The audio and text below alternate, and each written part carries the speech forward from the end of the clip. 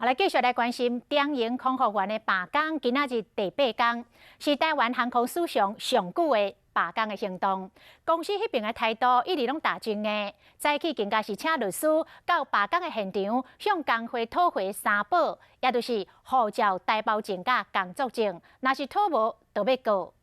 工会讲3保是由保全公司严格来保管，只要本人亲身来现场写资料，核对无错误，2个工作天就会发刑。工会讲，因绝对无要强占3保的意思。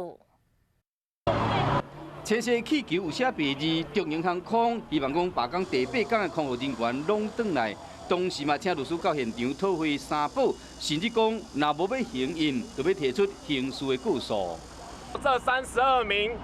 长荣航空空服员的委托，也是桃园市空服员职业工会的会员，到目前为止都还没有得到工会具体的回应。唯一接受就是组员本人亲自来到现场填写的那份委托书。如果他是在公司内部填写，或是任何方式填写，我们都是不接受的。 中营航空爱有具体方案才肯协商，工会伫今日提出新的8大诉求，包括东京、北京航线增加过暝月份全面检讨，即卖包月方案。 接受每一个月劳资会议，每半年的检讨班表甲服务流程，提供劳工相关的资讯，像年度招募计划，无坚持要调整日资费。同意公司的回案付清奖金嘛，同意卖以薪水为禁制便车的差别待遇，以其他促进工会团结的方案来代替。工会讲完整具体新8点已经交予劳动部。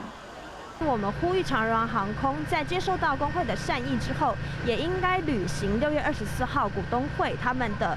承诺，就是只要看到了方案就出来协商。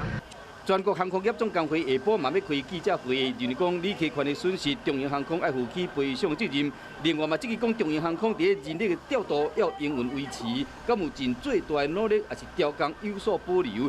企图扩大罢工影响范围，来营造旅客要罢工客服人员的对立，拢要求民航局应该调查，才有助于未来航权的分配依据。